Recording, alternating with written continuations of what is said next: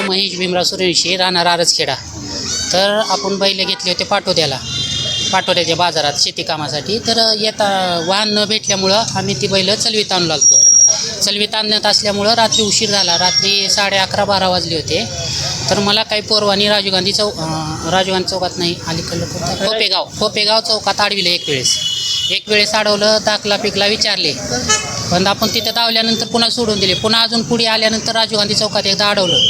राजीव गांधी चौकात अडवल्यानंतर पोरं जास्त होत असल्यामुळं आणि आपल्याला काय धक्काबुक्की लागेल म्हणून मी 100 नंबरला कॉल केला. तिथं पोलीस आले व त्यांनी आपला दाखला आणि आधार कार्ड हे सगळं घेतलं त्यांच्याकडं आणि आपल्याला विवेकानंद पोलीस स्टेशनला आणताना बी आपल्याला इथून तिथून तसाच जाच परवानी दिला. पोरं बी पेल्यालेच होते, कोणी काय असं बोलल्याला काय मनावर घेणं झालं ना काय नाही, समजे पेल्यालेच होते. मी पाटोद्यात बैल घेतल्याबद्दल मी तिथून बैल हानीत आल्याबद्दल मी औषधाच्या पुढे आल्याबद्दल ह्यांनी बैल अडविल्याबद्दल ह्यांनी की माझे बैल सोडा, आधार कार्ड दावलो, मोबाईल नंबर दिलो, दाखला दावलालो. बरं ही कुणी माझं ऐकाय तयार नाही. मग ऐकना बी झाल्याच्या बाद मी म्हणलो की बाबा माझं 40 एकर रान केलेलं आहे. मी काय असा खटके धंदा केलेला नाही, काय नाही. माझ्या गळ्यात पांडुरंगाची माळ आहे. मी काय कुठं धंदा नाही. माझे बैल की पैसे देऊन तिथून आणल्याबद्दल ही म्हणतात की तुम्ही खटके धंदा करता.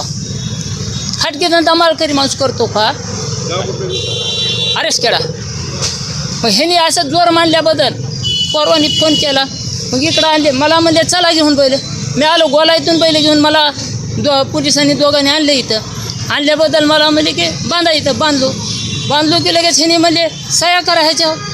मी आम्हाला साहेब दाखले हे तर सारा आहे ना, असं कसं बोलायला तुम्ही? त्या टायमाला मलेच बहिणी ऐकत तयार नाही, जे आहे ते त्यांच्या मनात करूच लय. बसा म्हणजे इथं तुम्ही सकाळ पोचतो, तुम्ही येऊ नका, काय नाही, इथंच राहा. तुमच्या पोरवाला बोलवा, आधार कार्ड बोलवा, मोबाईल नंबर द्या, दाखले घ्या, आम्ही द्यायला बी तयार आहोत. सारे गुन्हा दाखल काय केले गुन्हा दाखल माझ्या. पेपर कॉपी काय दिली का? मला नाही द्यायला, एफआर कॉपी दिली नाही ना, काहीच दिली नाही.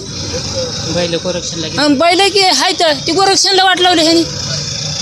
कसे लावले, का लावले त्यांना माहिती. आता माझा जर पुरावा असताना जर बैल गोरक्षणला वाट लावता, तुमच्या अत्याचार आमच्यावर आहे शेतकऱ्यावर.